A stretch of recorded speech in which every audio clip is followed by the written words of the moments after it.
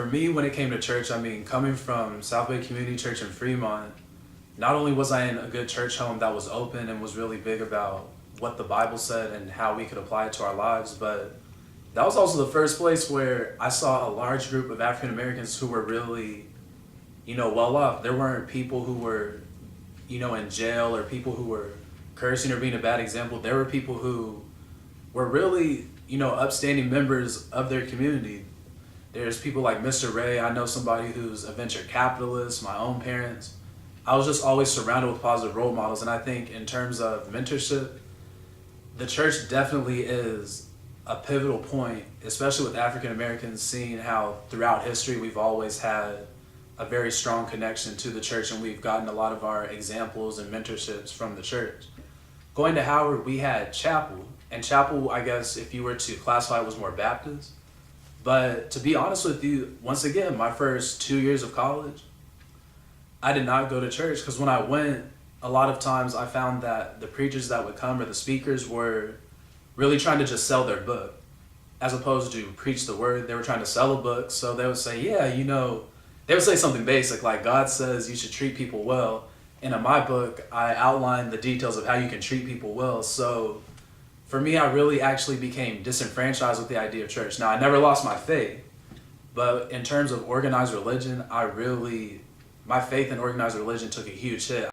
I really believe that the church, for young students, black, white, Asian, it doesn't matter. The church is a monumental part of a youth's development. If you think about it, especially when you're in high school, a lot of people, they have, their school friends, they talk, and then if you're a regular churchgoer, your next, social experience where you have the most social interaction is church.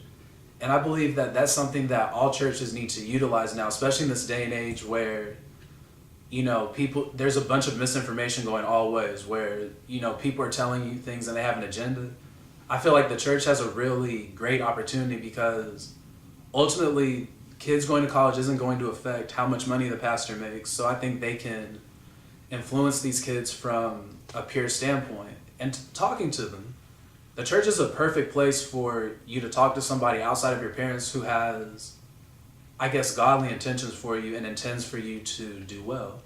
So when it comes to youth groups, especially youth pastors, I would like to charge them of course, you want to talk about God, but these are teenagers. You're trying to get as much in as you can before they get off to college, because after that, they're on their own.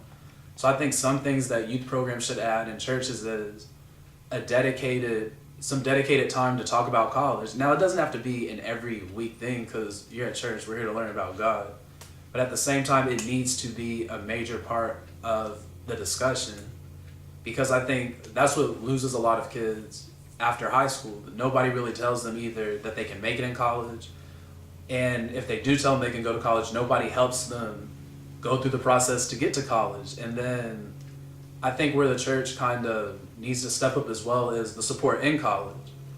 I'm going to be the first one to tell you, when I was in school, yes, my old youth pastor who became the eventual pastor of the church, he calls me from time to time. He checks in, once or twice a month. That's cool, but ultimately, I was almost on my own for the majority of my time at school in terms of the support from church, and I think people need that. Even though kids aren't going to articulate it and say, hey, I'm going through some things, I need help, I think that's something that people should intuitively see, that, a child or a young adult is not going to articulate it all the time.